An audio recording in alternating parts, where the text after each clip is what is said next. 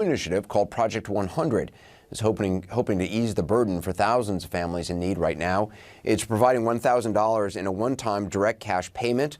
With me now is Andrew Yang, CNN political commentator, former Democratic presidential candidate, and a backer of Project 100, and Dominique Devizin, who received a payment from Project 100 after losing her job due to the coronavirus. Dominique, I just want to start with you. Can you tell us more just about how your job was affected by the pandemic and how you learned about Project 100? Yes, so I work at the airport. I'm a bartender at the airport, and so March 16th was actually our last day of work, and we were scheduled to come back in April 16th, but our stay home order down here in Louisiana got pushed back a little further.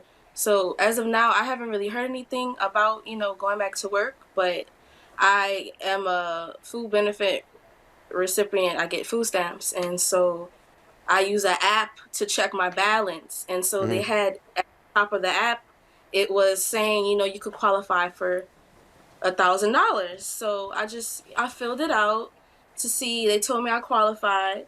I did it on a Saturday, and come Monday, they sent me the money, which was a relief because I don't qualify. Wow, was that fast? Yeah, that was super fast. Super fast. And I really did it at the time because my unemployment hadn't kicked in yet, and I don't get stimulus money. So that was... Dominic, let me bring Andrew in. Andrew, so Project 100, it's got a range of supporters, lawmakers to pro sports organizations to Google.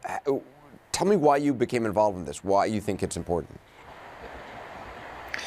It's important because of Dominique and the millions of Americans around the country who are in the same boat, where their income is evaporated. They don't know when they're going to get their next paycheck. Some of them aren't going to qualify for the stimulus checks.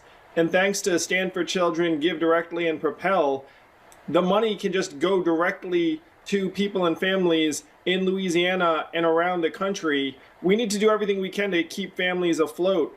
And the stimulus checks, while a move in the right direction, aren't getting to everyone clearly, and they're not going to be enough. In many cases, they're paying last month's bills when this month and next month's bills are right around the corner. And Andrew, I mean, it's, you've long promoted a universal basic income. Your plan is monthly, while this is one time. With the discussion of a potential second wave of COVID, do you think there's going to be support for extending Project 100? There's going to be enormous support for a standing monthly stimulus. And I just saw a poll that said the majority of the country is in favor of Americans getting monthly cash in our accounts for the duration of this crisis. But Dominique's case illustrates that many Americans don't qualify for the stimulus checks. We should have made them completely universal. And so Project 100 also ought to be in perpetuity. I'm grateful to all the philanthropists that have stepped up to support it. We're at 55 million and counting. Getting 100 million into the hands of 100,000 Americans will be the single biggest direct cash transfer in our country's history. Dominique, what did you got the $1,000? What did you end up using it for?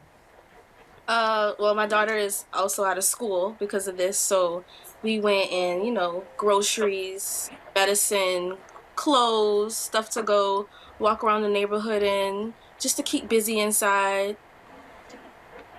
It was a big help. I mean, it came before other sources did. Yes, and it helped me stay afloat on my bills so I wouldn't be behind. Andrew, when you look at the stimulus that's been done and the aid that's been sent, what's working, do you think? What's not working? Well, what's working is getting money directly into our account so that we can actually pay for groceries and keep a roof over our head. What's not working is that state unemployment offices have been overwhelmed, where they don't have the capacity to accommodate the millions, tens of millions of Americans who've lost their jobs. So we're stuck in this bureaucratic bottleneck, which doesn't serve anyone. It's one reason why Project 100 is so tremendous, that it's getting money straight to people as quickly as possible. Again, she hit the button on Saturday, gets the money on Monday. That's the way it should work. And unfortunately, our government systems are not set up for individuals, families, and in many cases, small businesses to be able to access the funds in a timely way. Dominique, when you saw this thing pop up saying $1,000, did you think it was for real?